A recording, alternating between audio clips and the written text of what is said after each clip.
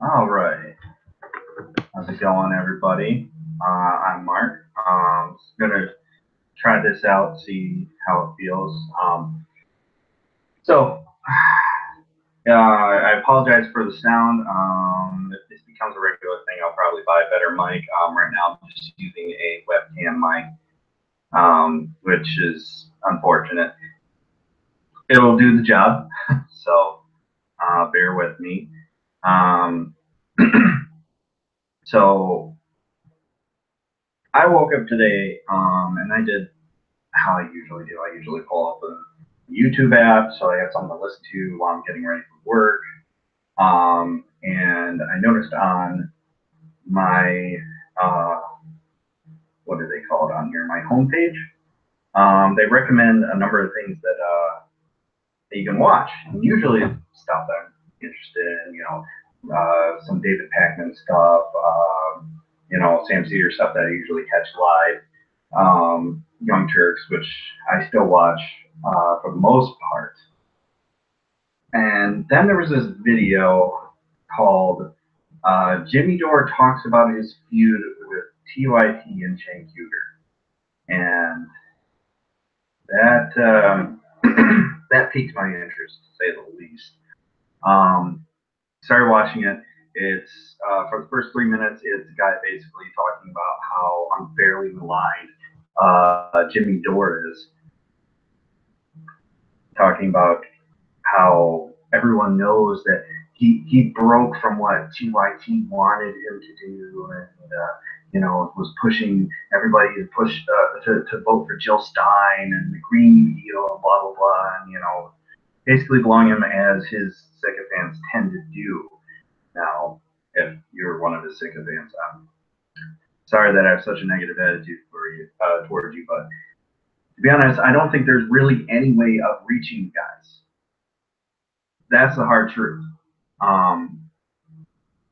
And maybe saying that will get you to break and realize just for a second that you just need to listen a little bit to understand what exactly you're getting out of this guy, where he's misleading you, because he is. He has no idea what he's doing. He has no idea what he's talking about. He's talking about pipe dreams. He's talking about things that won't add up to anything good. I used to watch TYT religiously. It was the thing that got me started taking politics more seriously in 2009, after the election of Barack Obama, because I wanted to understand things a little bit more. And I found James' takes on Sarah Palin, and found it really interesting, and it opened up a whole world. And eventually, I found Sam Cedar, which opened up a whole another world. And I found that there's a way of talking about these things where you don't have to get overly emotional, and you can just have the bare facts.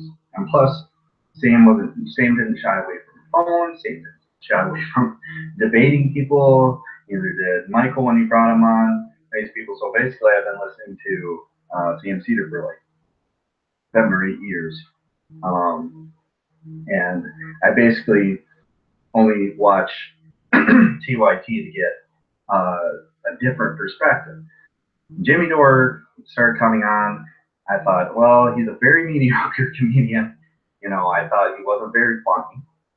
First of all, he relied heavily on puns and basic innuendos, low-hanging fruit, as they call it. And I was just like, okay, whatever. And then he started going off the rails about how evil Hillary Clinton is, and you can't vote for her, and that lost me. I used to watch his channel, to see some of the parodies he'd have people call in with it. There's TV's Frank Caliendo, I think, or no, that's not the guy. I can't remember his name, but the guy from Mystery Science Theater 3000 used to be on the show heavily until, well, we can assume there was that break between him and Dore regarding his stance on Hillary Clinton. I still follow Frank on Twitter, he still very much, stands by, yeah, Hillary was not great, but what are you going to do? And he's put in a position where he's constantly having to defend Hillary Clinton. Something that I don't think there's anyone who wants, there are people that want to be in that position, but there's not really anyone who wants to defend Hillary Clinton. I don't want to defend Hillary Clinton. I don't like Hillary Clinton, but she would have been a better president. That is hands down just the truth. We would be in a far better position as a country if Hillary Clinton was in office over what we got now. And we assume that there's that break there. There's a number of employees who came and gone on the Jimmy Dore show, and we can all assume that it's because he wanted his yes men in there who are just going to agree with them. And I've kind of noticed after a little while that there's a combination of sort of understanding between Cenk and Jimmy Dore on this position, where sometimes Cenk will throw out kind of an olive branch to Dore and his ideas on the main show. One specific one that maddened me is when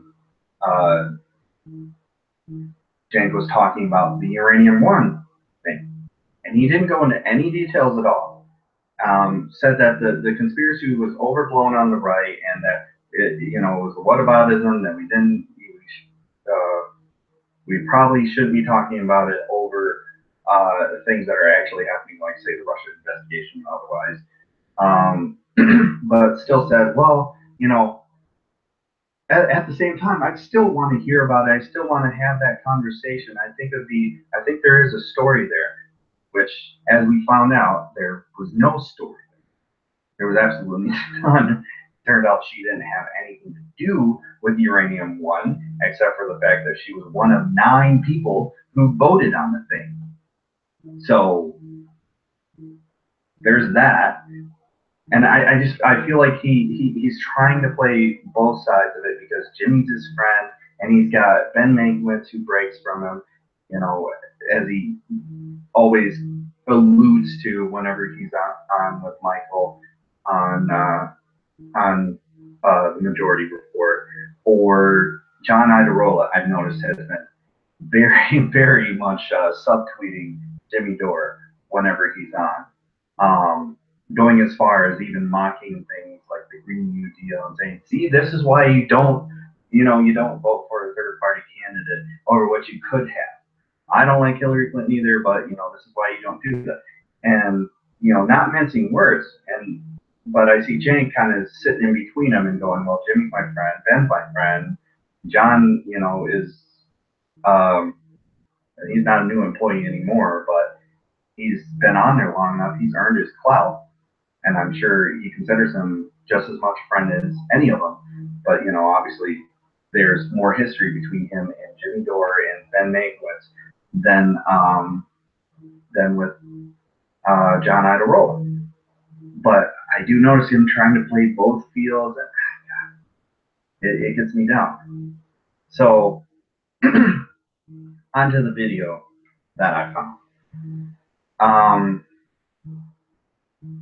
I kind of always assumed that there was something going on in the background, like I said, because of the subtweeting by John Iadarola, because of the different things that Ben Mankiewicz has said when talking to Michael Brooks on the Majority Report or on the Michael Brooks show. And this sort of confirmed it, and also just, I don't understand. I feel like I'm listening to Trump speak, like Trump of the left, if there is such a thing. This sort of entitled, you gotta believe me because I said it in such a way, sort of con man, slick New York accent nonsense that comes out of Jimmy Dore. And that's exactly how this reads. So I'm gonna play it and kind of pause it and interject, try and do point by point on this when Jimmy starts talking. I skipped ahead from the guy. A big thank you to I'll thank him even though I wholeheartedly disagree with them. The Matt Dimitri show. Want to give him credit there.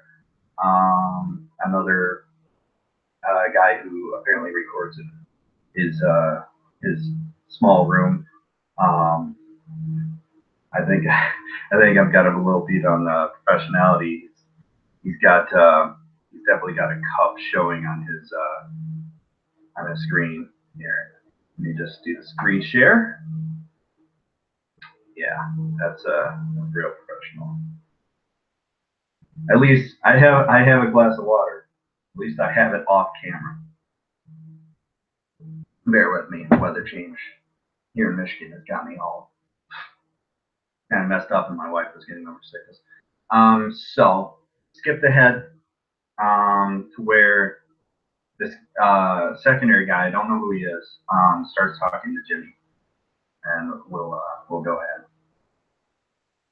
Here with the miraculous, the awesome, fucking amazing Jimmy Dore, the man himself. A few questions. You're on USC, and I would imagine that you guys had a. Let's say there was a break in the sense of between the division between what you went to and what the other show went to. I would imagine there's a certain amount of stress that went along with that whole process. What was it like being the lone voice in the wilderness saying, I'm not voting for that woman and cheated my guy? Oh, she will fuck her some old Jill Stein. First of all, I totally love how impartial this guy is with his leading question, where he's just saying, you know, you're so fucking awesome. Tell me how fucking awesome you are as you're fighting everybody else and all your friends are telling them how terrible they are. You know, like, oh, God, can I just blow you right here, Jimmy? Can I just blow you right here? But first, tell me about how pissed you are at Jen Kuger.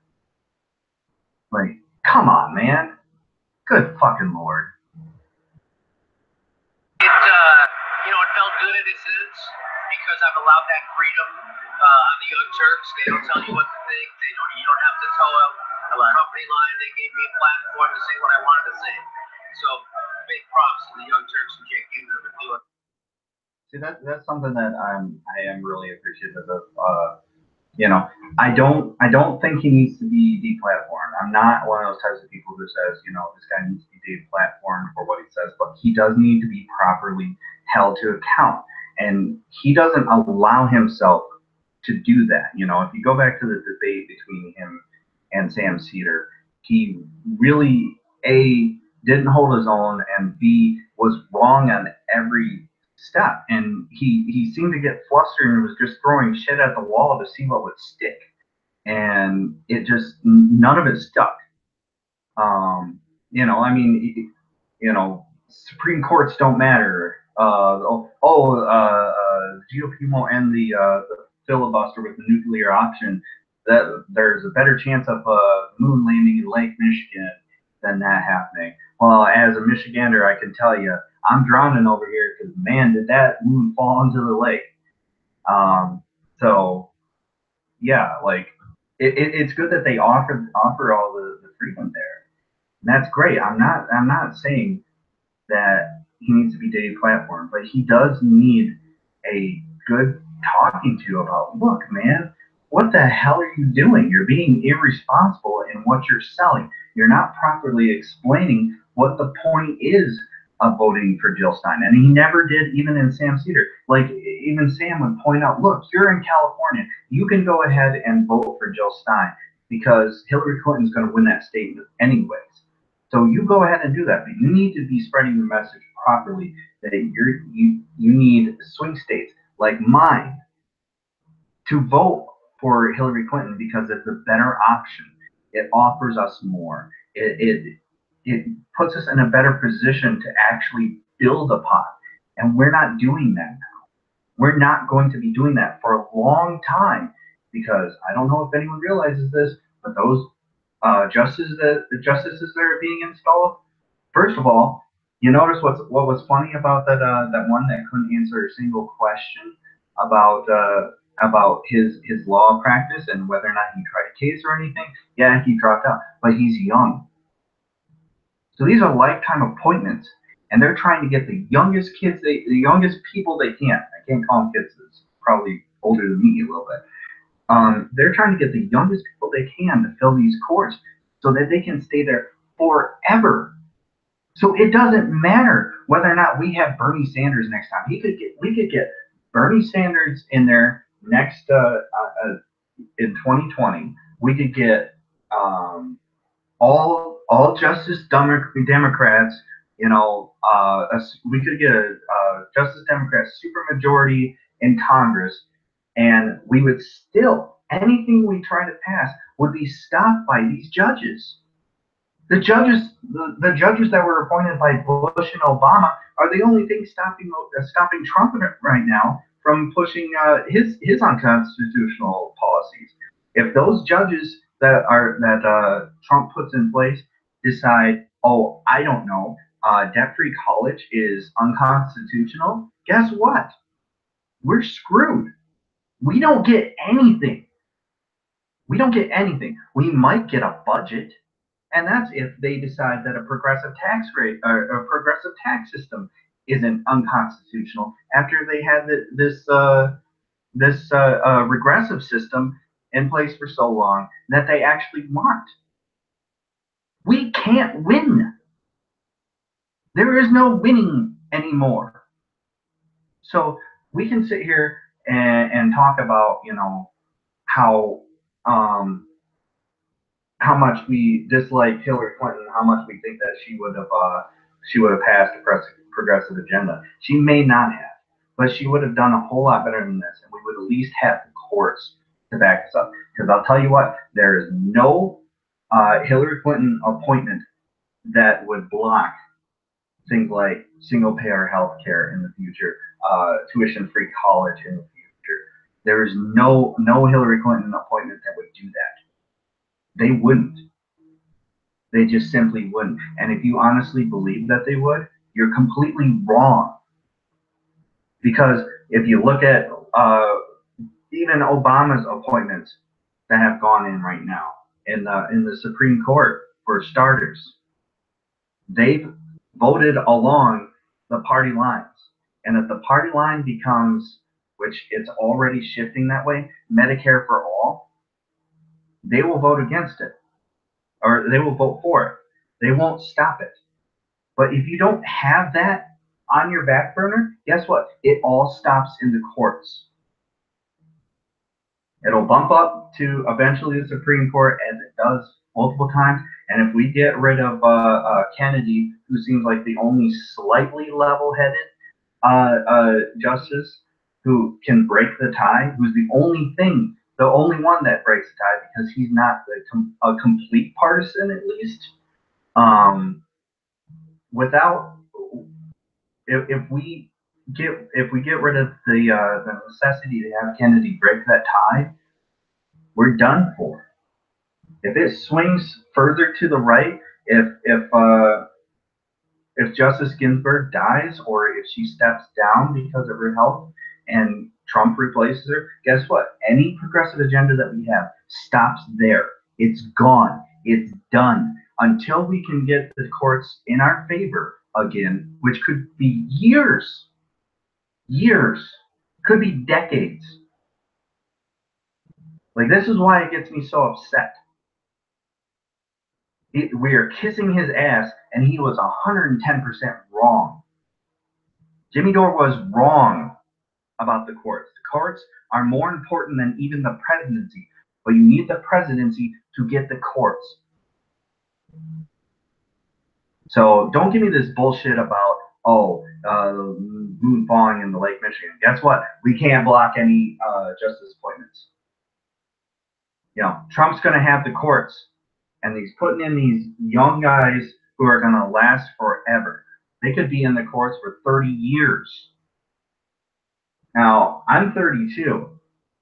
I don't want to have to deal with this system and worse for the next 30 years and into my 60s. to hopefully one day be able to change it. We need to change. We needed to change this then, but this is where we are. This is where Jimmy Dore and his ilk, Tim Black and otherwise, have led us. So I'll move on and I'll go point by point. I apologize. Nobody else does that. What it was like was it was difficult. It strained my relationship with certain people on the young church that I had a close relationship with, and I'm still today to this day. It's kind of we drifted, but and that bothers me, right? And so yeah, it wasn't comfortable. It wasn't fun to be not on the same page as in the primary we're all on the same page with Bernie, and so it wasn't that much. It wasn't that much fun, right? I like being together on the same team, right? So we're kind of back to that now, in a sense, right? Because they're with the Justice Democrats, and I'm going draft Bernie, but it's the same idea. We're back to getting corporatism out of politics, so that's great. Yeah, I agree.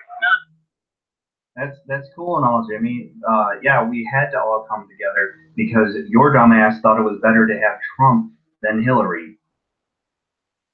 I agree, and I think a lot of people watch the show, regardless of what they think of politics, they look at you as being a different thing, a separate factor. The fact that you're the lone voice of the equivalence said, well, people give a certain amount of credibility. Would you argue that that's the level of integrity versus fear in that election? Like meaning people were saying, I'm voting for Joe Stein out of integrity, not because I'm cared about it all. Okay. I don't know if you could hear this, but this question is really important. He's asking if we can if it was difficult for him to vote out of principle rather than fear, which is a huge misnomer. You're neither voting for principle or fear by voting for Jill Stein. You're out voting idiocy. You're using your emotions to vote rather than your actual brain. Because contrary to popular belief, voting is not political expression, it's political action. And political action needs to be it needs to be thought out. It needs to be planned. There needs to be strategy when you're doing this. And instead, he voted with his emotions because he kept hearing terrible things about Hillary Clinton, whether or not they were even true or not. I mean, Parkinson's. Are you fucking kidding me? Uranium One, Seth Rich. Oh my God, she killed a guy. Except she didn't. Except, even the family's like, no, why would she do that? Oh, Seth Rich was a hacker. Seth Rich was the hacker. No, he wasn't. Oh, well then why was Julian Assange? This is one that I get asked all the time by the Birdie Bros. Why was Julian Assange offering a reward for information on his death? Probably because they wanted to know. Probably because they thought there was a story there. At this point, WikiLeaks has really become very, very partisan and shown to have an agenda. And that agenda is not, freedom of press, as people like to say, because they are very, very quiet about the number of things that are coming out of Russia. The only thing that Julian Assange will say about the Russian investigation and everything that comes out of it is, we had nothing to do with it, and that's nonsense. Now, he won't show how it's nonsense. He could easily do that. I'm not saying he needs to show his sources or anything, but he doesn't need to show that he can get the information that proves Russia didn't, and he's not doing it. I'm not intended or the FBI, and they certainly have a lot more credibility than he does at this point, because everything that I was seeing from WikiLeaks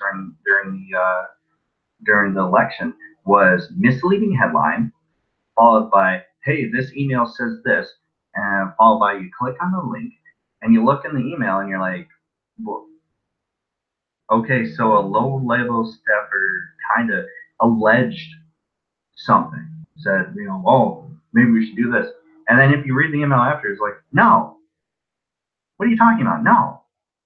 Because it's this disconnect of somebody talking about doing something in private, which, offering a bad idea. You ever have a coworker who says a bad idea to you in private, and you're just like, no, that's a bad idea, and you guys go, yeah, okay, probably, and you just move on? Should that coworker be fired because he had a bad idea that you never executed on? That's the same thing. And you're blaming John Podesta, and you're blaming Hillary Clinton, and you're blaming all these people for these things that come out, and you're ignoring the main fact here that they didn't do it. They didn't actually act on these things. Because we're low-level staffers talking to John Podesta, and 9 times out of 10, he was saying, no, don't do that. That would be stupid and very costly to us. So, as far as Julian Assange goes, he's not an actor in this. I made it just as much of a deal with Russia as Trump did, and it all, as Michael Brooks says, it's a lot more Goodfellas than Watergate. It's not some big elaborate scheme. It's just a money-making mission. It was revenge for Julian Assange. He's pissed off at Hillary Clinton and Barack Obama because he blames them for the case that's going against him, which, I used to call it questionable, but now I'm starting to think maybe he did rape those girls, because, let's be honest here, that he doesn't want to face that trial, and that's very strange to do.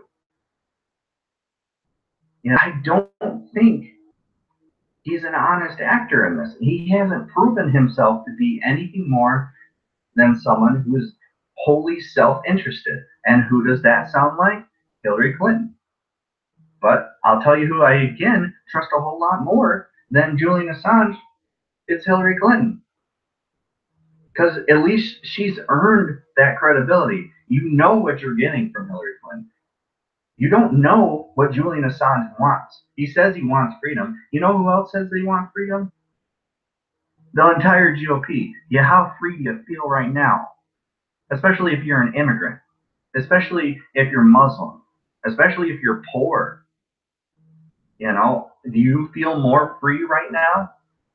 I know I don't. So this idea that, you can preface this question as, you were voting with your integrity for Jill Stein rather than your fear. It wasn't voting out of fear. It was voting using your goddamn brain, your intelligence, your strategizing. That thing that, when you're put in the middle of a goddamn maze, it helps you figure it out. You walk into the goddamn wall and expecting to go through it. So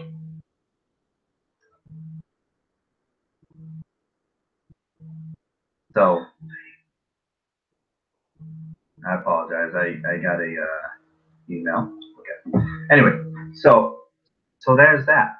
So the premise of the question, again, wholly, already on his side, leading him to what they want, which is, I'm blowing you, blow me, because I did this too, and I'm not even going to discuss why it doesn't make sense in anywhere but goddamn California. So let's go ahead and hear Jimmy's this answer. Now, I stopped the video after this because I couldn't handle it. So the rest of the video is going to be entirely new to me, but this answer right here is what made me have to do this. It's almost as if the vote for Jill Stein, in a sense, will say, look, I'm not going to vote for that person just because they're trying to force me to vote for that person. I was more afraid of the continuing status quo because it only one way. Yeah. Things are getting a little bit worse every 4 years. So what's it going to get a little bit better? In fact, with Hillary Clinton, it had a chance to get way worse because she radicalizes the right, because she moved to the right. So people forget when Democrats move to the right, Republicans also move to the right. So people are trying to figure out why the Republicans so batshit off the reservation, right? It was because the Democrats became Republicans. Yeah, it's because of my fucking God. Okay, where do I start? Okay. All right, hold on. I'm going to stop sharing this for a minute. This needs to happen.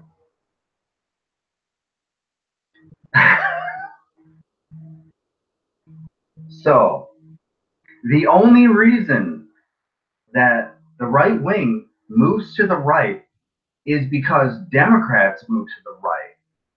And if they didn't, then they would move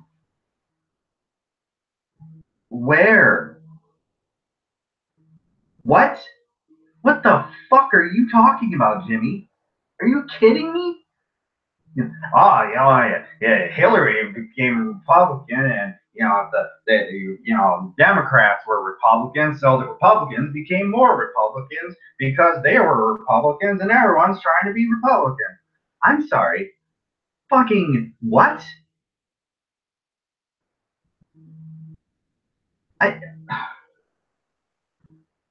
Okay, measured response. I'm not gonna let this drive me mad. So according to Jimmy Dore, the reason you don't vote for Hillary Clinton is because it makes the GOP more right wing and worse.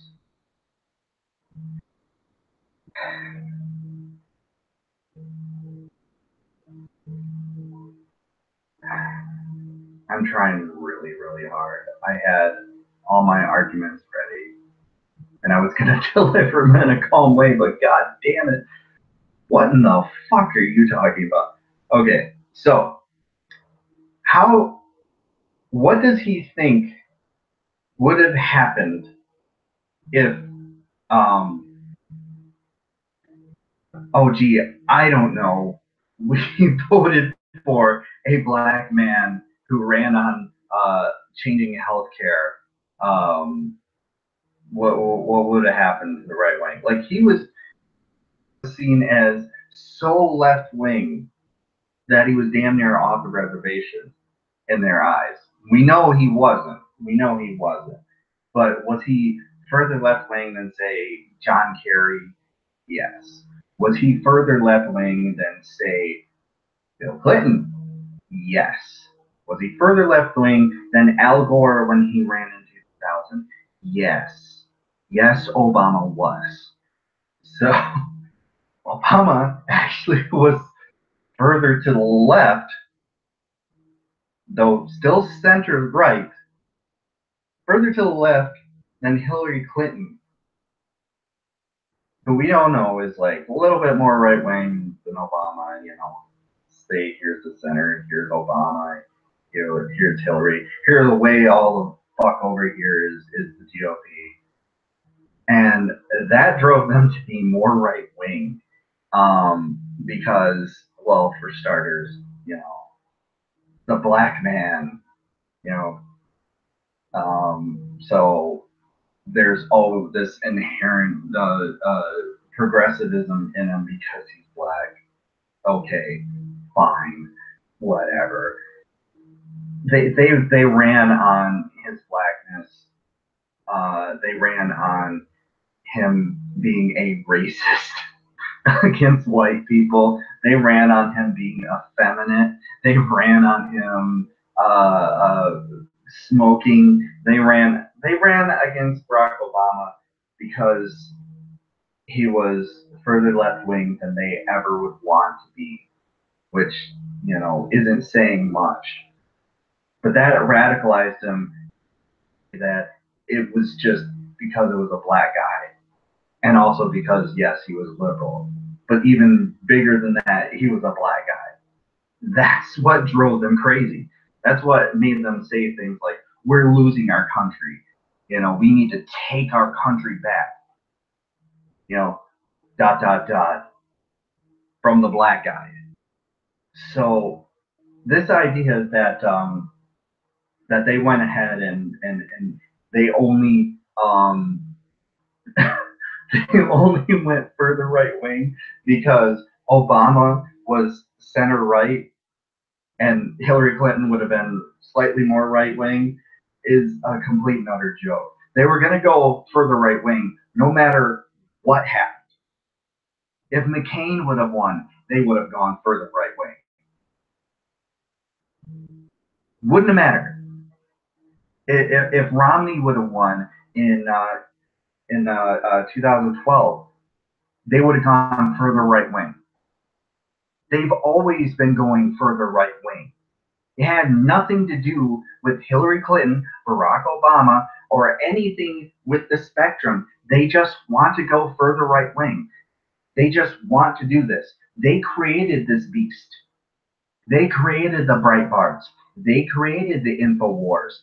They created Fox News. And all of it is heading to the right, regardless to anything anyone ever does. Whoever the president was, they were going to go further to the right because that's where they've always been heading. It doesn't matter whether it's Hillary Clinton or Donald fucking Trump.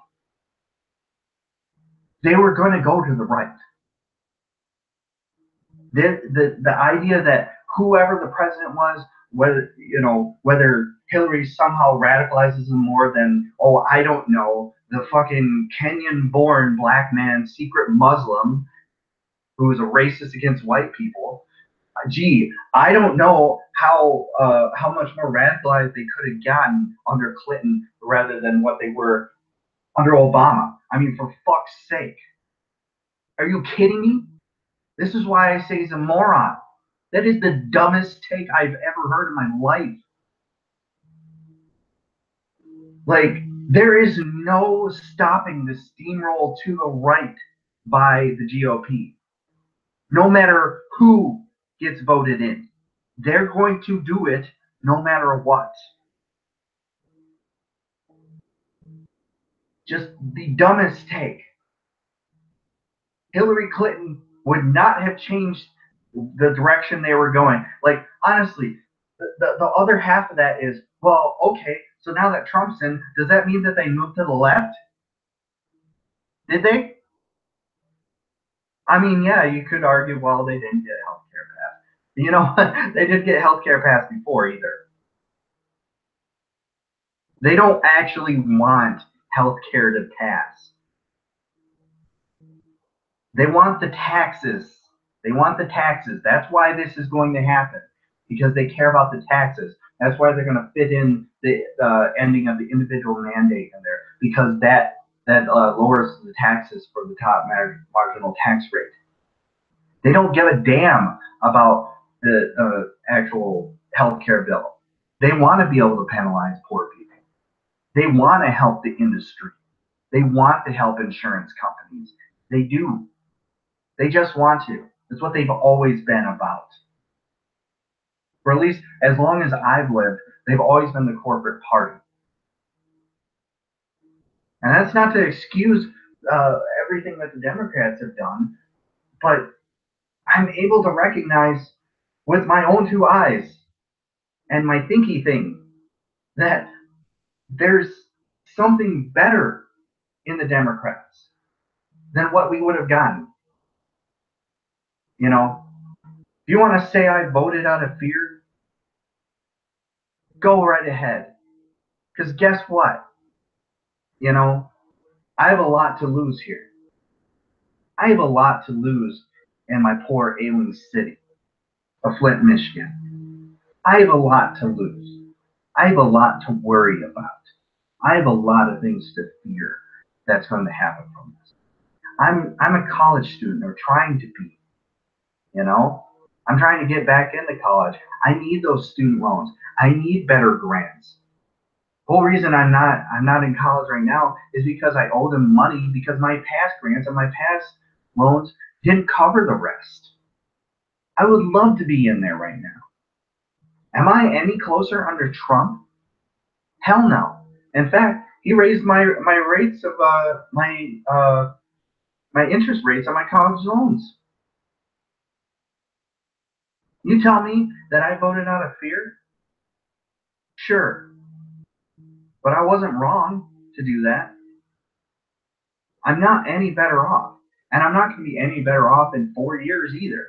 I'm not going to be any better off under Bernie either at this point, because as I already pointed out, everything ends in the courts.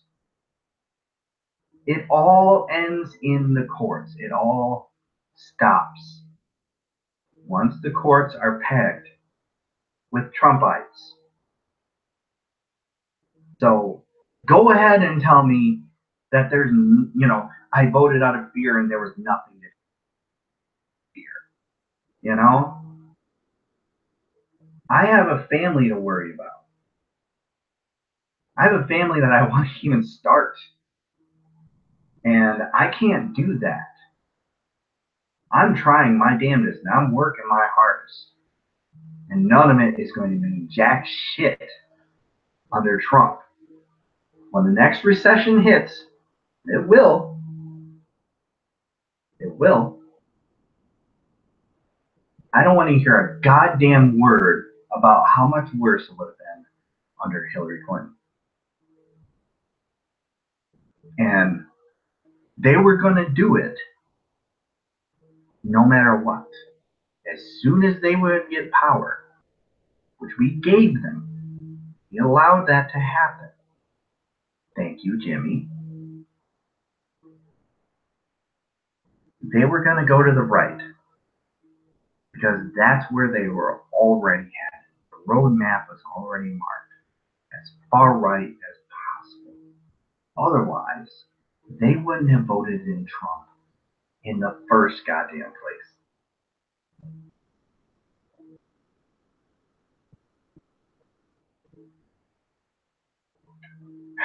Okay, moving on, because there's another point he makes here that oh, good Lord. Let's just get this over with, why don't we?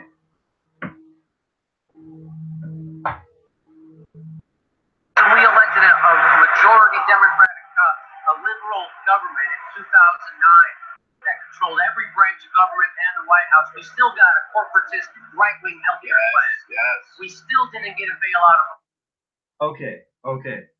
We got a right-wing corporate healthcare plan. I understand the point he's trying to make on this. The thing people need to understand is it was that or nothing. I have issues with the process just as much as anyone. But we could not get the public option in via reconciliation. I know Obama didn't want it, and I know he could have pushed for it. And there's also the fact that they really only had the supermajority for, I believe it was 9 months. Ted Kennedy died. Al Franken was delayed to be put in. And even then, we need to acknowledge the fact that as a country, we were not there yet for single-payer health care. We did not have the polling numbers for that on the Democratic side or on the right. Now we have both. Now it can happen. But it's not going to happen. Recycle back to what I said before about the courts. So this idea that we got a right-wing bill, yes, we did get a somewhat right-wing bill, a very centrist bill. Well, I know all the stuff about how the Heritage Foundation wrote it in the 90s. By the way, do you want to know why they wrote that bill? Because Hillary Clinton was the one who was fighting for single-payer health care, you numbnuts. That fact always gets ignored, doesn't it? Like, why did they write a health care bill? Whatever. Oh, it was in response to the First Lady Hillary goddamn Clinton. trying to get at least something passed. And it didn't end up happening. She was pushing for Medicare for all back then. And, oh, we didn't trust her enough to get her in there and have her do it now. Oh, no. I don't believe her. I don't believe her. I don't believe that she would have added on to the Affordable Care Act rather than trying to just gut the fuck out of it like the GOP is now. Yeah, that's smart. We may have gotten what is politically on the spectrum, why I do that, a right-wing bill, right-leaning bill. But it was a whole ton better than what we had before. When I think back to all the things that I was able to have happen to myself, my personal journey, for example, I had health insurance for the first time of my adult life when I got married to my wife. You know, love her to death. Wasn't why I married her. Some people are weird about that. So, but you know, we got married and she had this really great healthcare plan started out. And the first thing that happened when she got me on the plan, received a letter in the mail saying that they wanted to reject me, not her, me, because of pre-existing conditions. But this was in 2012. So this was when the ACA wasn't even fully in effect yet. It was just partially in effect. And even then, you want to know what I did? I called that health insurance company and I told them, you know, yes, I do have pre-existing conditions. Yes, you're absolutely correct that I do. And there's not a goddamn thing you can do about it. And I quoted them the section of the ACA that stated that they could not block me for pre-existing conditions. And I said, oh, okay, sir, that was an old letter. We sent out. It kind of the computer bumps that out automatically when the discrepancies pop up in the computer. So just don't even worry about it. You'll be covered just fine. Uh-huh. We know what that was. That was intimidation. And if I weren't as informed as most people are, unfortunately, I would have fallen for it.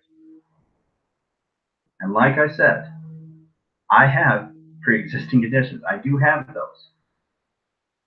And on that insurance, I was able to have covered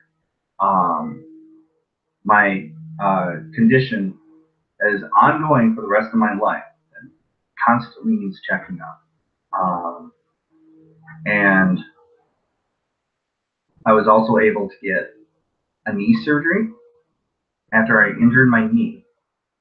I was able to get a my gallbladder removed a couple years ago because it got infected. It just happened. You get gallstones, and sometimes your gallbladder gets affected. Mine was a little worse than most people who get gallbladder surgery. Usually it's a couple days and then you're gone. Me, it was like 3 days. Still fairly simple procedure, not too bad. But they had to keep me overnight in the hospital, which was pretty rough.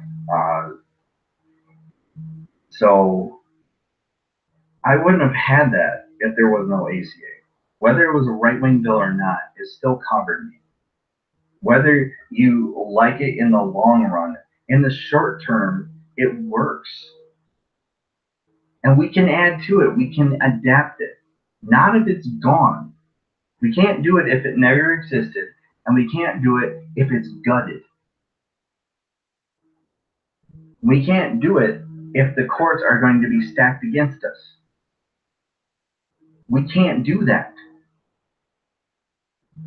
So when you want to predicate everything with this was a right-wing bill, it was still something that was too left-wing for the right-wing, passed, and it has actually had a very, very positive uh, uh, effect on the country. Not the effect that we would want, but at least an effect that we can appreciate as a normal person, as someone who's not some fucking stand-up comic in California, you know? So I don't really understand why it's even worth bringing up what that bill is. I think it goes back to his previous point that oh, well, we got this right-wing healthcare bill, and that sent the right wing to be even further right-wing, because that's how it fucking works. So there's that. That's my personal story with the ACA. The ACA saved my life. It also saved my wife's life because she's got pre-existing conditions too. They didn't even bother trying to send a letter to her because she was the policy holder. They sent it to me because I was not the policy holder. So, you got problems with the ACA, so do I. But you want to tell me that we would have been better off and never got passed? Fuck you. Count it. You could have wrote it on my goddamn grave, because that's probably where I would have been. So, sorry. Let's move on. See what else this moron has to say. Mainstream, but we did get a bigger base out of it, which is crazy. So even when we vote in a liberal, quote unquote, leftist party, we get right-wing corporatist policies, and we have to stop that, right? And time is now. And if those weren't right-wing corporatist policies, because the right wing and the corporations were fighting against those policies. I mean, like I said, there were things that weren't right about it that were very forgiving to corporations, but they didn't want the ACA. So this idea that Obama just gave everything to the corporation, he might have given 80%, but he didn't give 100%. And that's what you get under Trump. That's what you get under the right wing. That's what you get under the GOP. So, all this nonsense about the right wing.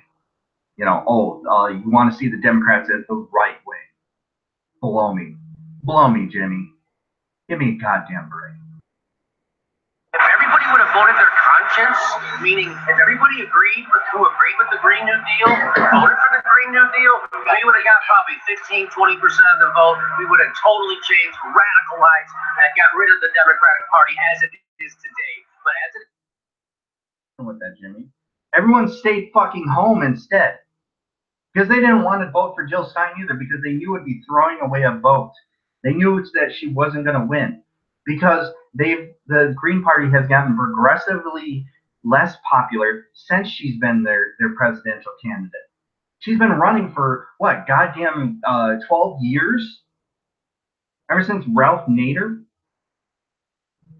And, the Green Party's peak was under Ralph Nader, numbnuts. So you want to sit here and talk to me about how, we would have been so much better off if everybody would have voted their conscience, voted their fucking conscience. Fuck you. You didn't vote your goddamn conscience. You voted for a fucking pony. You know what? I'm a big fan of analogies. And I got the perfect one here. So let's go ahead and do this. So the other day, I'm a big guitar guy. You can probably see a couple of my axes in the background. I was able to trade my amplifier for this. This is a great amp, the Rivera. Very, very nice amp. I fucking love it. I had a Music Man head, liked it, didn't love it. Let me draw a diagram for you, show you what it's like, how you look at voting. You don't go right for what you want if you can't fucking get it. Now, I don't have a ton of money. You know, we we live in the poorest city in the country. We pay top dollar for a water bill. We pay top dollar for rent. We pay top dollar for fucking everything. Oh yeah, on top of the fact that our weather decides to once a year for about 6 months out of the year just destroy everything, meaning we have to repair everything. It's expensive to live here, and it's expensive to be poor here. So having extra money to go ahead and just buy the thing you absolutely want is not always an option. It's the same thing with voting. Sometimes you have to take that incremental approach because going right for the thing that you want, which would be a Jill Stein type Green New Deal policy, you're not going to get it. You got to work your way up. Just like I worked my way up to that. Just finally what I fucking want. I didn't want any more heads. I'm selling this cab because I'm sick of lugging shit around at shows. I wanted something that sounded great, did what I wanted, sounded good, was loud enough, gig worthy, and I got it. I didn't get it right away. I was able to do this over years. I started out with the Mesa Boogie 50 caliber that my wife bought me years ago before we got married. I was able to trade that up into a Marshall JCM 900. I really liked that head, but I then traded it for a box head that I had for years. I eventually was able to turn that box head into the Music Man. I was able to sell it, and I was able to buy, with that cash, the Music Man that I had for another couple of years. I really liked that head, but it still wasn't what I want. Now I finally have what I want because I moved towards it. I didn't move away from it. I didn't move away from it in hope to just have it dropped in my fucking lap, saying, well, if only someone would have just given it to me. If someone would have recognized that this is what I wanted and that they should give it to me, then I would have it by now. That's what Jimmy's doing. It's like a child with with a temper tantrum. I just want it. I just want it, mommy. I just fucking want it. Give me a goddamn break. You're not voting your conscience. How good is your conscience right now? Because you also don't want to accept the responsibility for allowing Trump to come in. Because people didn't vote for Jill Stein because they thought she was fucking crazy too. She was reaching out to anti-vaxxers and shit. People see that. You can say all you want about, oh, it's a smear campaign by the mainstream media.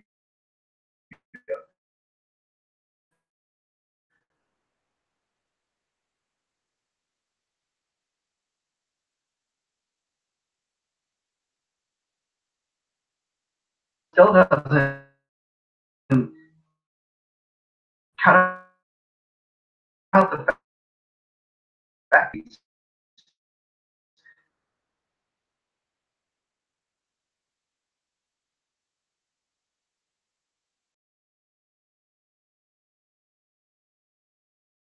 to reach out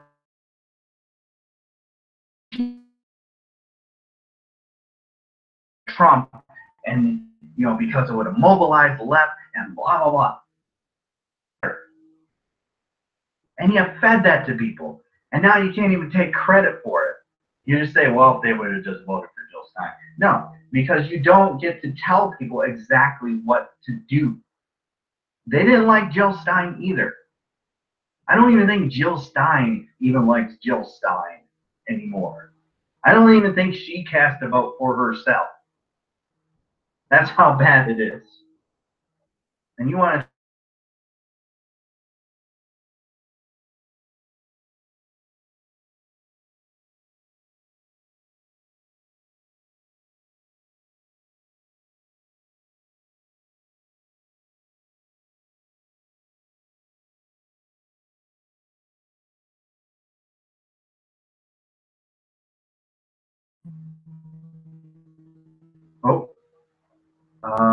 looks like there's I guess we're back. Okay, so back to what I was saying. Trump has a goddamn near a concentration camp that he's building right now for illegal immigrants.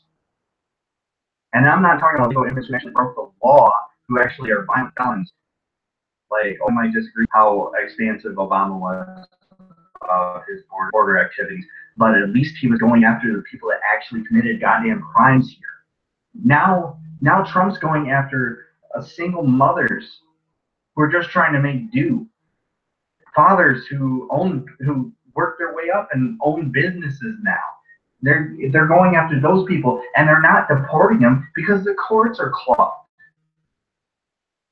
Big shout out to Ronald Reagan on Twitter for telling Jimmy Dore exactly how it fucking is when he was talking about how Trump wasn't uniquely dangerous.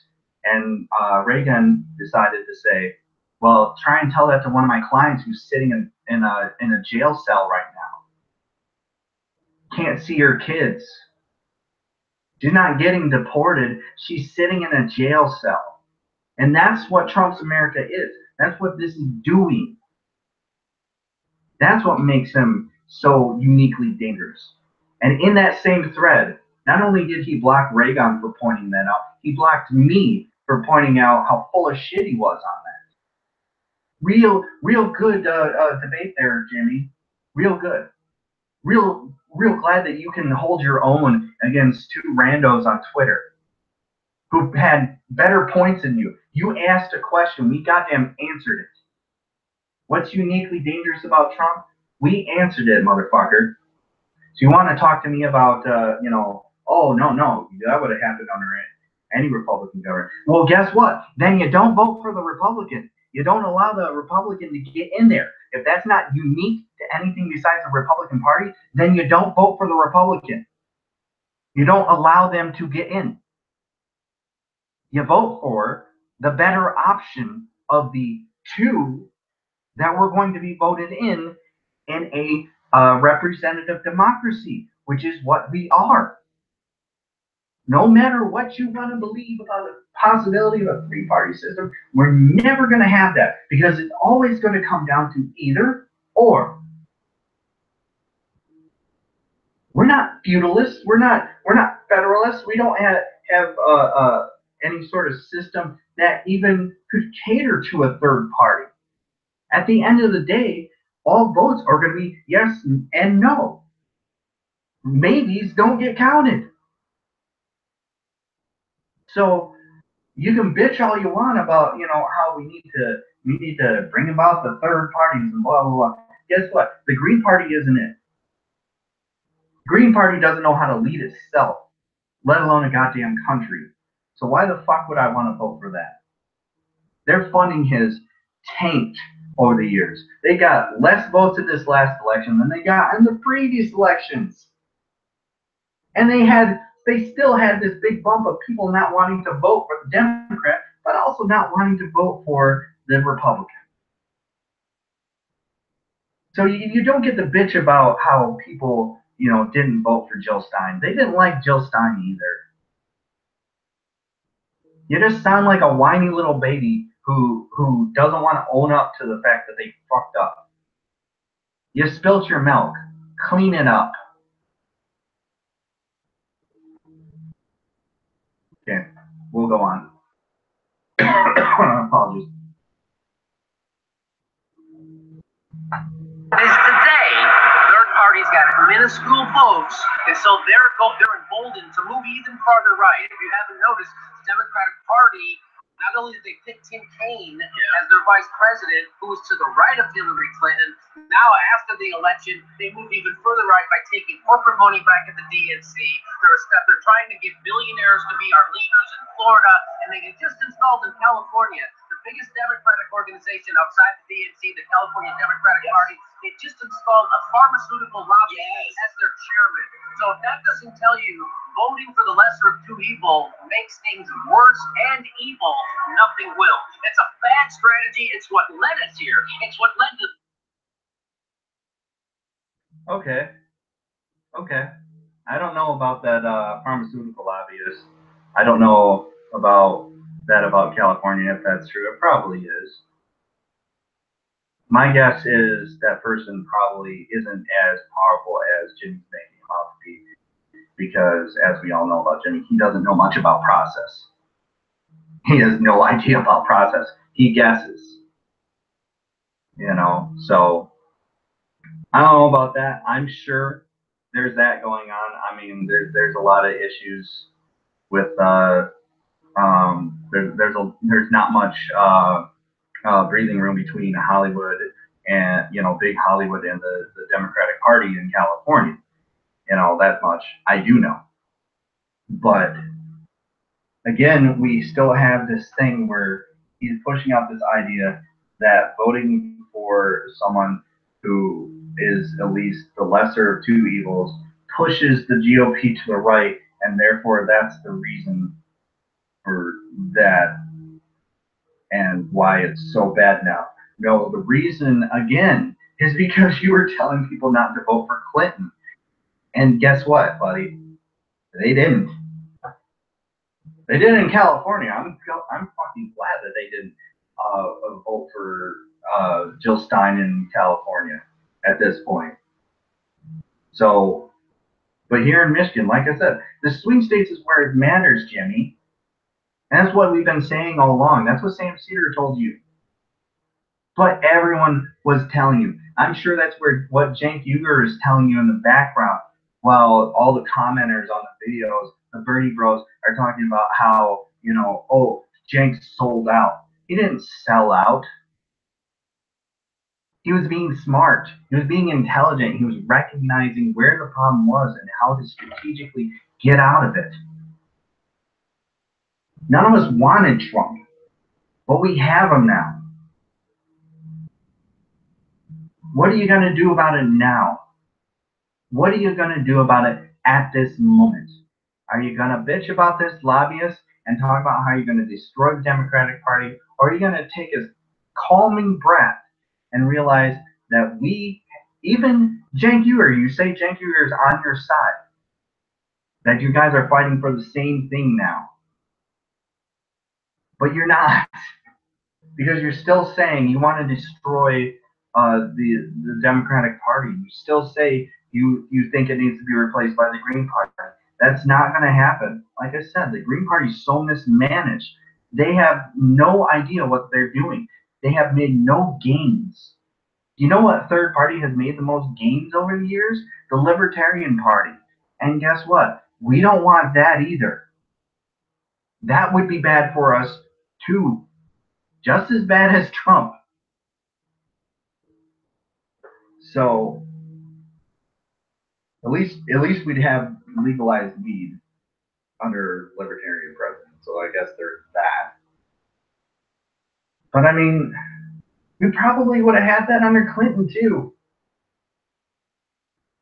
It all boils down to pick a battle that you can win. Jimmy Dore wants to walk into a bar, find the biggest guy, punch him in the face as hard as he can, and then get his ass kicked. And then afterwards, he wants to say, everyone else would have punched the guy too. Jimmy, you did this. You were a part of this. You need to accept the responsibility for this. You needed to recognize at the time what the polling was saying about Jill Stein. No one gave two shits about Jill Stein. She was ridiculous. And basically outed herself after the election. I mean, where is she now? Oh, during the election, she was over in at the Keystone XL and fighting and getting arrested. Cool. That's a good photo op, ain't it? And it didn't help her, did it? It didn't. Partially because it made her look unhinged. That's the problem. It made her look unhinged. Because she's what, a 60-year-old woman going and getting arrested at a protest? You know what leaders do? They organize. They get people to rally behind them. She could have found a way to get everybody together on the same side stand up in a way and have some sort of strategy to combat what they were dealing with. And instead, she went out there and she made it all about herself and how she got arrested and blah, blah, blah. Oh, Jill Stein. Stein. Where's she now? Huh, Jimmy? Where's that Green New Deal now? Are we any closer to it? Are we any better? Where is Jill Stein? Someone tell me, where is she at right now? I'll tell you that the biggest reason why I didn't give two shits about Jill Stein, personally, because 3 candidates came to my city at the height of the water crisis. 2 of them came here more than once, more than twice. Those 2, Bernie Sanders, that's not a shock. That's not a shock at all. Hillary Clinton. Oh, and the person who came here only once, Donald Trump. That was the whole thing where he insulted one of our local priests or local pastors. That was great. Jill Stein couldn't even come here and embarrass herself. Trump at least came here and embarrassed himself. So, where the fuck is Jill Stein? Where's this principled Green Party candidate? Oh, she'll be back in a couple of years. She'll be back in 2019 to begin her campaign to run in 2020. You'll start hearing, the shuffling of the Green Party. Every now and then hear, oh, Jill Stein's on the ticket too. What a big shock. Jill Stein's on it again. And oh, look, she got even less than last time. Oh, look, they didn't get any more funding increases. Oh, look, they mismanaged their funds. And oh, look, they have no apparatus behind them in the first fucking place. And they had no candidates running at lower offices. Green Party exists to every 4 years pop out of the rabbit hole, run for president, the highest office in the land, fail, and then disappear for another 4 years. That's where your Green New Deal is. That's where Jill Stein is. She's in her little hidey hole, probably in Russia. Unfortunately, I didn't see that coming either, but she's there. We saw the pictures. We all saw the goddamn pictures. And you want me to vote for her. Not even to win, mind you. Because even Jimmy is not under the delusion that she could have won. He's not even saying she could have won. If everybody could have voted their conscience, well, not everybody, but just 15%, so that they could have increased their funding, Hillary Clinton would have lost, and at least then the Green Party would have been a little bit better, more funding. I don't know. I don't know what he's going for. I don't even know what point he thinks he's making, but it's the wrong one. Jill Stein is not here. Jill Stein is not our savior. We do not have a savior. You need to stop making heroes out of politicians. They are politicians. You need to pick the fight that you can win. You can fight Hillary Clinton and win most of the time. Not all of the time, but most of the time. You cannot fight Trump and win ever. That's why we're here. So don't give me this bullshit about if everybody would have voted their conscience. Because your conscience should weigh heavy as shit right now. It should feel like a bowling ball on your chest. But it's not. Because you're saying, it's not my fault.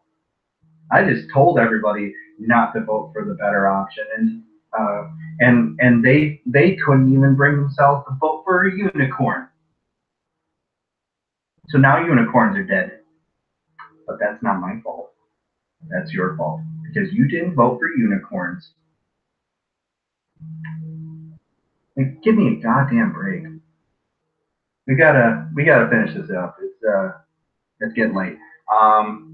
Let's check the rest of this out. The rest of this I hadn't watched. I was actually fairly close, it looks like, to the end of this nonsense. So let's just go ahead and move on. The richest country the face of the earth has ever seen to have the biggest income disparity since we feel this freaking age.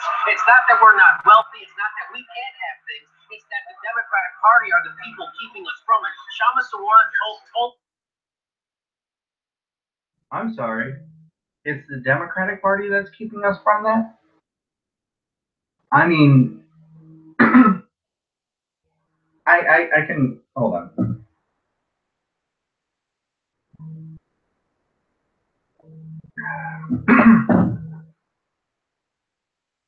I can see some of his point that Obama didn't do enough to help the situation in his terms, but he did do some things that did help. He didn't work against it completely, is what I'm saying.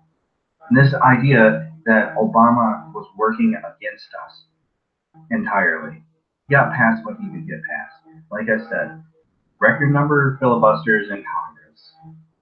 We only had the supermajority for about, I think, 4 to 6 months, something like that. It's somewhere in that range. I'm sorry. I'm not going to take the time to look it up. The point is, we didn't have it as long as people like to make it out like we did. We didn't have Al Franken in there, and Ted Kennedy died. And then 2010 happened. And we got creamed. And then we didn't have it anymore. But we still got healthcare passed. We still got Dodd-Frank. For as weak and feckless as it was something. Now it's being gutted, so we're back to square one. We're back before square one. It wasn't the Democratic Party that did that. It was people like you. And before any Hillary Clinton supporters jump in here, let me just say this too. Bernie Sanders didn't do it either. I voted for him, and yes, Bernie would have won. Deal with it.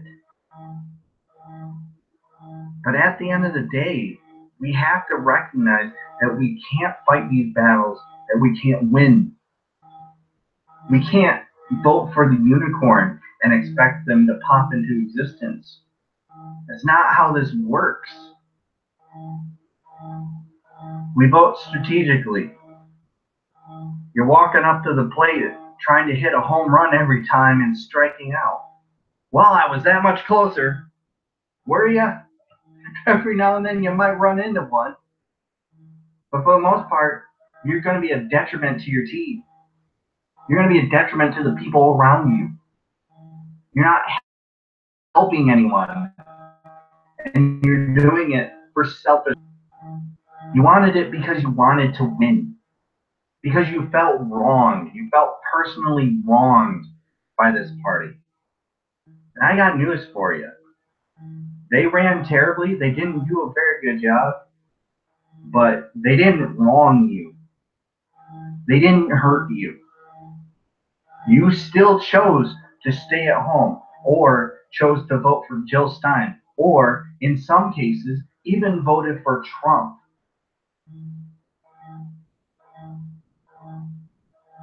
Because we bought into these arguments. We bought into the nonsense and refused to actually acknowledge what voting is, what we were doing in the first goddamn place. We refused to be adults, and we chose to be children for that time.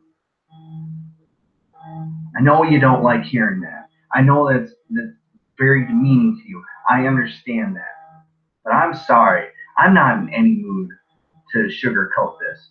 And I'm sick of hearing this shit. This is fucking ridiculous. This man does not know what he's talking about. He doesn't. He doesn't understand process. I guarantee the first time he thought about the Supreme Court is when Sam Cedar said it to him. And that's why he went with the, the Democrats just get blocked for 4 years.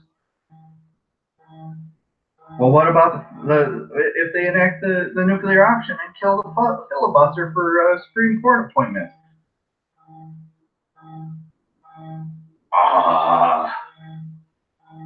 Guarantee he didn't even think about that. And he's just like, they won't.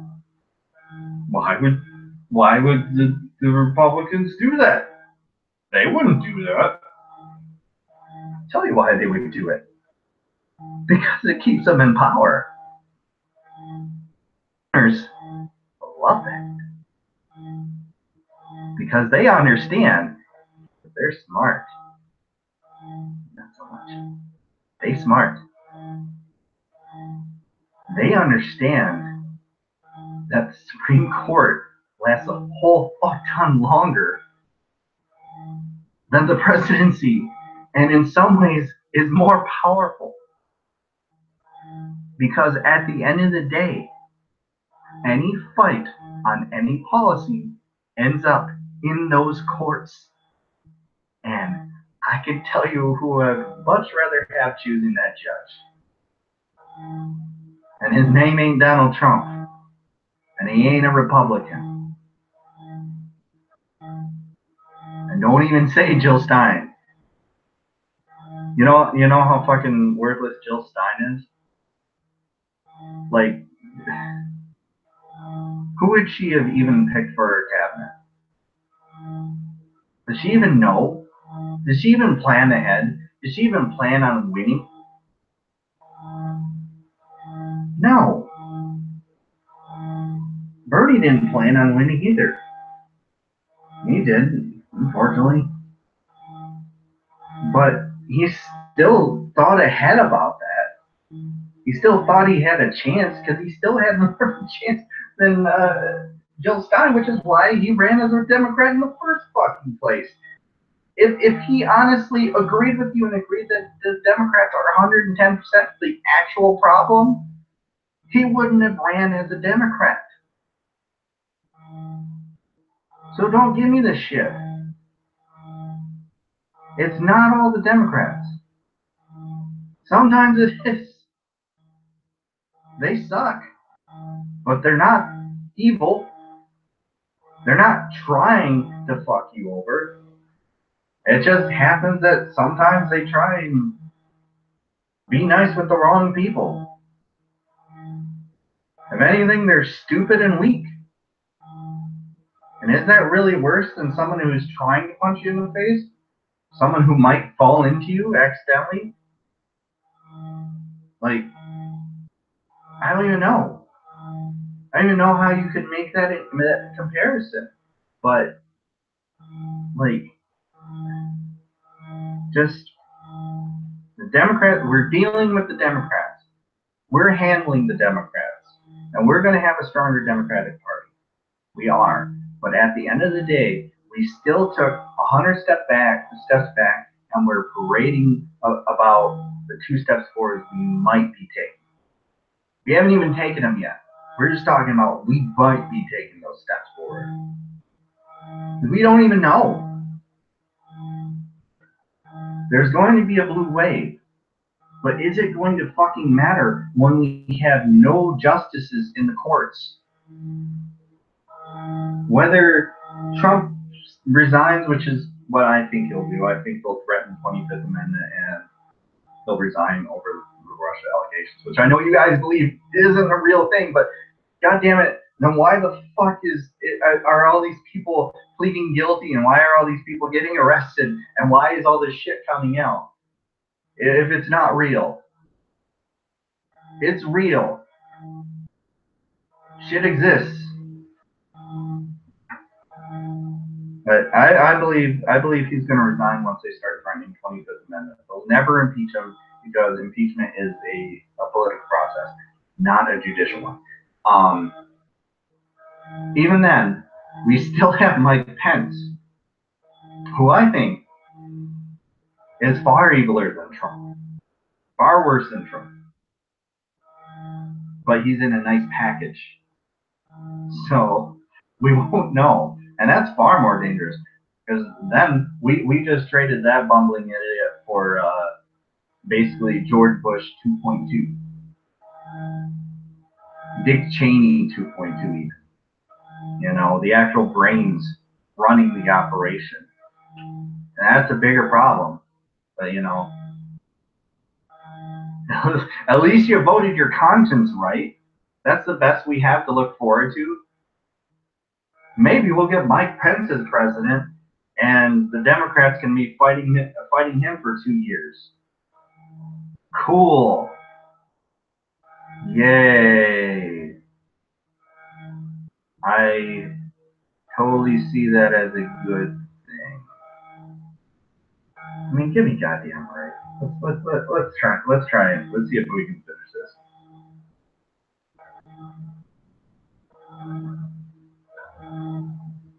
Told me on my own show that the Democratic Party would rather lose to Donald Trump than let a progressive win. And we are seeing that play out all across the country every day. They still won't embrace Bernie Sanders, who's the most popular politician in the country. He's giving them his platform for free, and they won't take it. So what does that tell you? That tells you we do need a revolution. And voting for Hillary Clinton would... I'm sorry, what? He's giving it to him for free? Oh, Jimmy, this is why Bernie Sanders won't come on your show. But for fuck's sake, he's giving it to them for free, and they won't take it. Except they're asking him to campaign for all these people, and he's going there and doing it. And in fact, I believe it was him who was advising them to pour more money in races that they might have a chance to win that they previously didn't think were going to win. Gee, like, I don't know, fucking Alabama? I mean, he's giving away for free, and they won't take it. I'm not saying that they're the best party in the world, and I'm not saying they're the smartest people. I'm not even saying that they're good at what they do, because they're not. But they're far fucking better than anything else you would expect from the right. And yet you're telling me that Bernie Sanders is giving away his position for free and they're not taking it? Then what the fuck is he doing? Why is it that there's all these CNN debates that he's doing with prominent Republicans that get pretty decent ratings? Why are those things happening if they're just completely rejecting him and he's giving it away for free and they don't even want it then? You don't know what you're talking about. You're just saying things. You're saying whatever comes to your mind that makes the Democrats look bad. And it doesn't. It makes you look bad, except for the people who follow you. And please, please stop. You're only doing damage to yourself. You want 8 years of Trump? That's how you get 8 years of Trump. We have made good strides in the Democratic Party. Not as much as I would want, but guess what? I'm able to be smart enough to recognize that at least that we're heading in that direction. And that, yeah, they are taking some of what Bernie Sanders is giving to them for free, which he's not technically giving for free. I mean, what, he's the poorest Senate member. You honestly think he's paying for those plane rides around the country? Honestly? Canvassing for all those Democrats, he's giving it away for free? No. You may not like it. You may disagree with it on principle. He's taking money because he needs it. It's fine. I can reconcile with that. I can deal with that. I'm okay with him taking DNC money. so long as he's pushing for the right goals, which he is. We can all agree. But the idea that he's giving it away for free, it just shows how unbelievably stupid you are and how completely out of your depth you are. Go back to making bad puns and bad innuendos, because politics is not your forte. You want to talk about Sam Cedar as a failed comedian. At least he had a chance at comedy.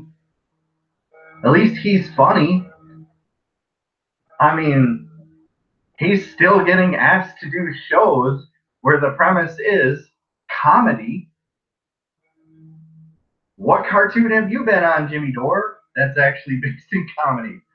None. You want to know why? It's got nothing to do with the mainstream media. Because, after seeing what MSNBC did to Sam Cedar, and only after a bunch of backlash, hiring him back, they don't like him either.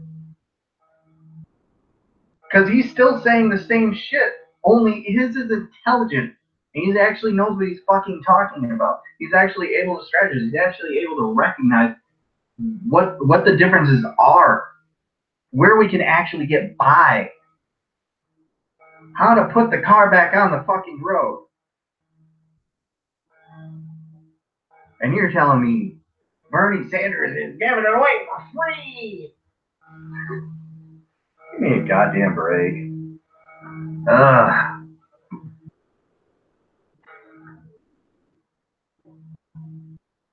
Would have been a bigger mistake. Because we are closer right now to single payer than we would have ever been.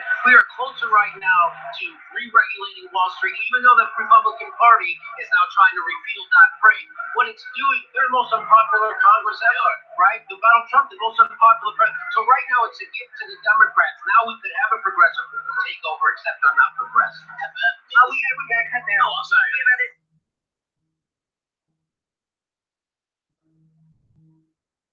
All right. I feel like I'm just gonna be repeating myself here. Like,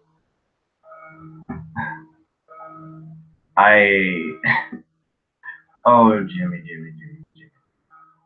Oh, Jimmy.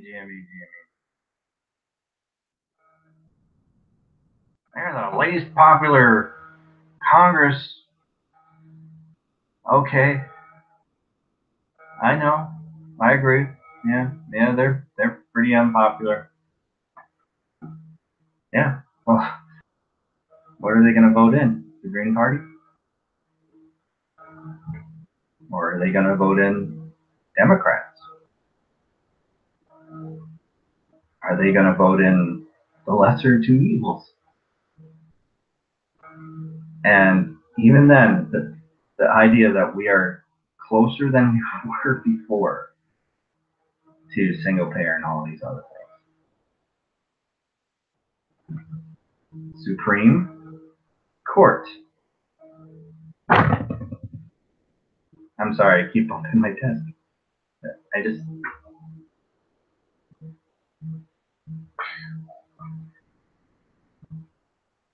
It all ends when these things get challenged in court.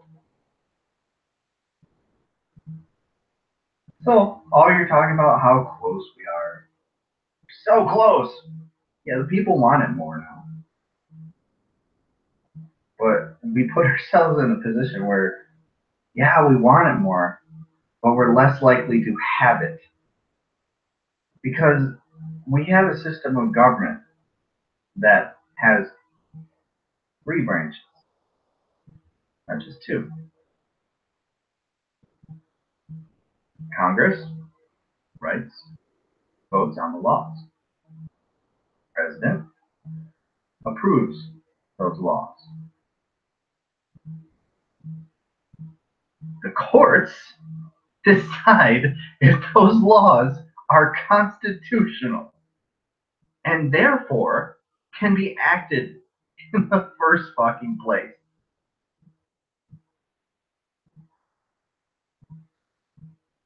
Three systems of government. Not 2, Jimmy. Not 2.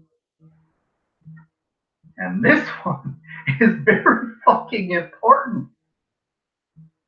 Like, why do people listen to him? Why are you so duped into believing that this man knows what he's talking about? Like, I get it. You think I'm some corporate shill somehow. I've been accused of it. That I'm some shill for the Democratic Party. I got news for you. I'm a registered independent. Have been my whole life. Now, I voted for mostly Democrats. That is true. That was a strategic decision because I'm not a moron. I don't know how intelligent I actually am, but I at least know I am at least 2 ticks above moron. And I can accept that fact, that I am at least 2 ticks above moron. I may not be much more beyond that, but I'm at least those 2 ticks.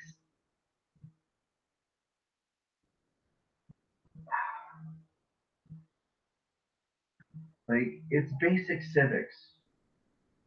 Basic. Not even high school civics. This is the stuff that they teach you when you're in grade school and you're first learning about the government.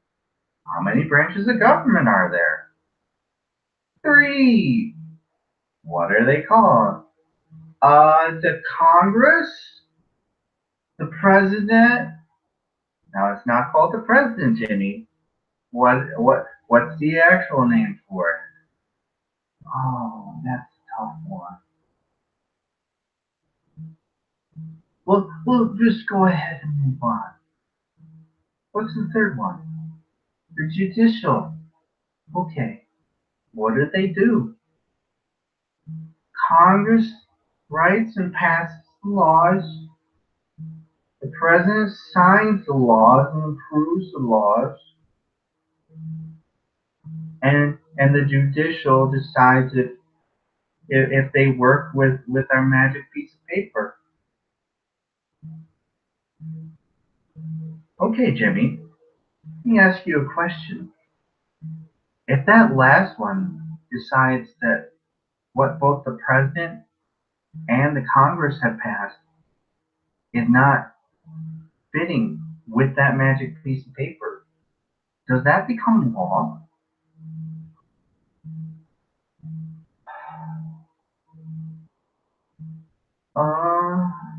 I take a pee-pee break.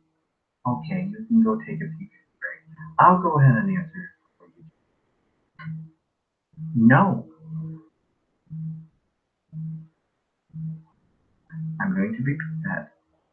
No. It does not become law. It does not become enforceable. The judicial system strikes a law down and decides it's unconstitutional. It does not get enacted. Until you can repeal that argument in the courts, which you're not going to be able to do if every single justice that's put in place is 30 years old and there for 40, 50 years. No matter whether we like it or not, and they agree with Trump and all of the corporations, strike it down every single time because they're all going to be agreeing on the same thing. Single payer, not constitutional. Oh, that's not something that's in the Constitution. Therefore, the Constitution does not allow for it to happen, and the government does not do that. Boop. Done. Tuition-free college. Nope, that's not constitutional either because we should be paying for education. Oh, and by the way, the education system. Come on.